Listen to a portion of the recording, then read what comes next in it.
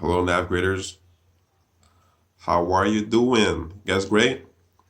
I know you guys at home. You probably feel bored, but don't worry about it. You guys can feel better. I know this disease is very um, difficult right now in Dominican Republic. People are scared. The government has um, taken some measures just to make sure everybody is safe. That's what matters. And I hope you guys are okay. You guys uh, are still, cheerful and motivated. And I'm just trying to reach out to you so we can get back on track. Guys, we need to get back on track so you can keep learning. So, I'm just going to go ahead and give you guys an overview of what we are going to cover during the fourth quarter. The third quarter is history now. Um, um, all the marks have been uh, uh, sent. So you guys going to have uh, the marks, I believe, probably in a week. I don't know. But you guys going to have your mark. The humanities marks are ready. That's why last week I was trying to push you guys to deliver your homeworks to actually make sure we get it over with. So, What are we gonna be doing today? Uh, we're gonna go ahead and learn about uh, the chapters that come after what were covered in the classroom. The classroom what were covered was the Spanish Empire, how the Spanish established an empire in America, how they starting becoming very rich and wealthy because of their colonies, mainly in New Spain and New Mexico and other colonies in South America. Because we know that they crushed the Incas, the Aztecs. They they were very um greedy and they wanted to get more gold, more riches out of the new world. Before we start the new chapter, I just want to go ahead and give you an overview of what we're going to be talking about during this quarter, right? During this quarter, we are going to talk about different topics. First, how other European nations are trying to get the peace of land as well in America. They want to do the same thing that Spain did. They just want to establish their own colony, create their own empire so they can be as successful as Spain, namely France, England, Netherlands. Those three nations, they're the first one to take after Spain. And then we're going to talk about the Atlantic slave trade. They went to Africa to get Africans so they can work in the field because of the Indians could not work in the field because they were too weak. They were not used to it. They knew that the Africans, they have more strength. They were more uh, capable of working in the field. So they went to Africa. For that, we're going to try to understand that, the Atlantic slave trade. And the third chapter will have to do with the Colombian exchange and the global trade. And that will be a major turning point in capitalism. Uh, we're going to try to understand that. And yes, we understand too that the Colombian exchange is not only exchange of goods, foods, but it has to do as well with diseases. And we can try to compare that to our time, right? Because the fact that the Spanish they discovered a new world, they were in relationship with the Indians, they caused them to get to be sick. They were though they have contagious disease that the Indians never experienced before, and that caused a great amount of them to die. It was a pandemic, just as we have now. A lot of them died because of that. A lot of Indians died, and mainly because of the disease that the Spanish brought to the colonies, to the New World. So we're gonna try to understand that too, and then the last chapter we has to do with religion. You guys knew that the ninth grade curriculum has to do much uh, has to do with religion. We talk about many religion matters, Reformation, uh, and other the Great Schism, right? We talk about many things like that, but we'll continue talking about religion, mainly talking about the biggest word religion, right? Uh, Hinduism, Buddhism, Judaism, Christianity, and Islam. I'll talk about all those religions, try to understand what they teach and what is the dogma, what actually really typical to these religions. So that's pretty much what we're going to be talking about. So during this quarter, I think we're going to have many interactions together. What I'm going to do is the following. I'll be sending you instructions on an application to download, and that application will help us to be in contact live. We can have live interaction, and we can talk about those things. I'll keep sending you videos like that so you guys can still have it repeatedly. Check it out so you can reinforce your learning, and we can have a lot of time every day to talk about things like that. So you can report to me every day, and that will keep you motivated so you can be successful in your learning. So, what are we gonna do now? Today. Today is the first lesson. You guys guess that? The first lesson, and we're gonna talk about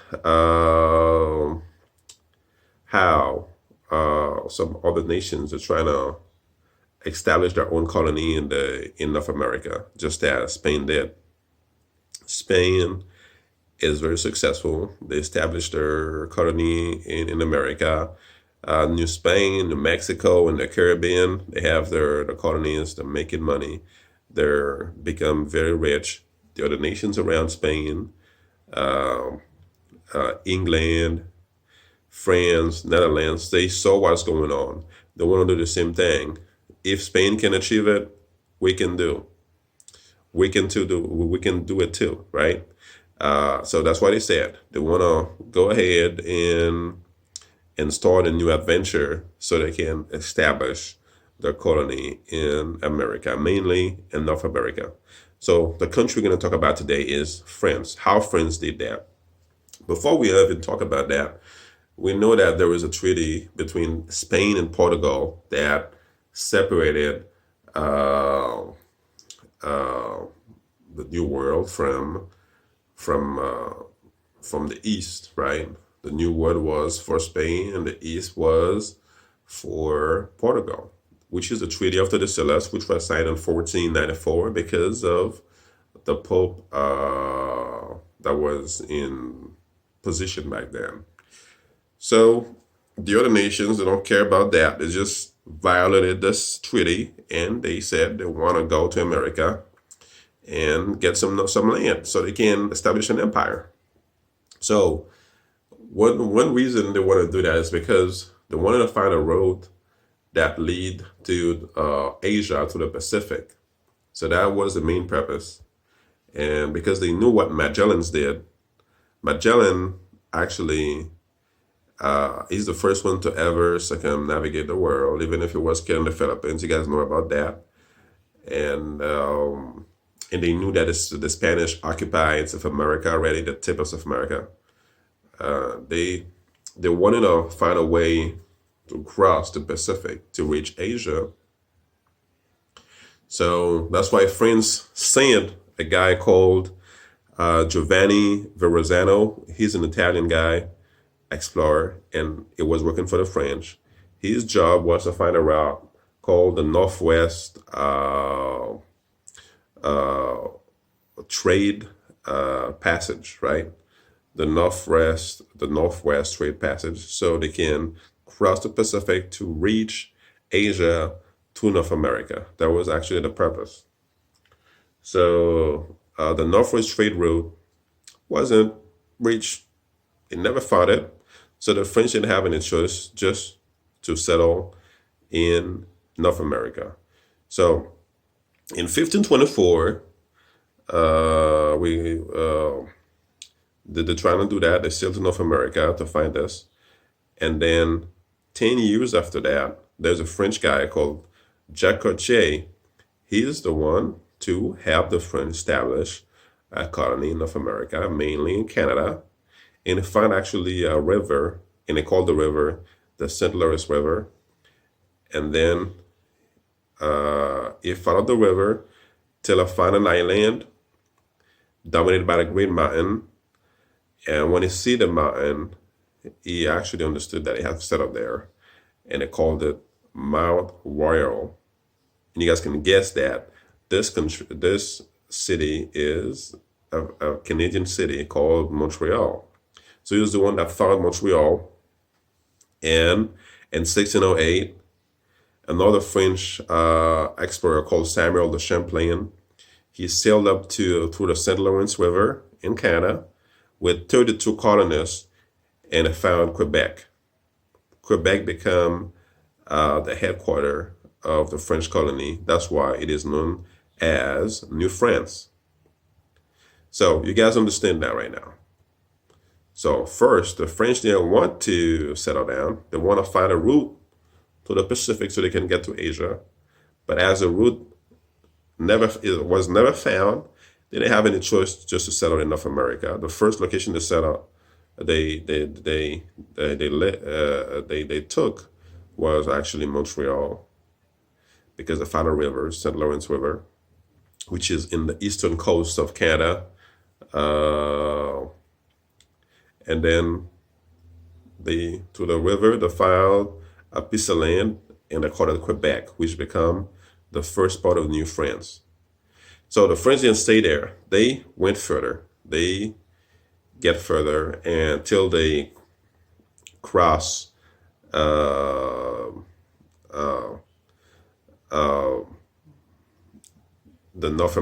penetrated the North American continent, mainly the United States. In 1673, there's a French Jesuit priest called Jacques Marquette and a trader called Louis Joliet. They explored the Great Lakes and the upper Mississippi River.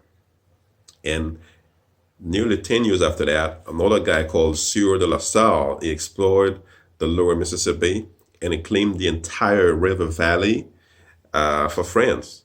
And he named it Louisiana.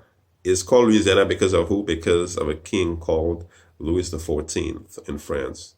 So by the early 1700s, New France actually was created, which was the colony of France. It is, you can guess, you guys can guess exactly what it made up of. It made up of the Midwestern of the United States and the eastern of Canada, which is Quebec and Louisiana. Okay, so those French's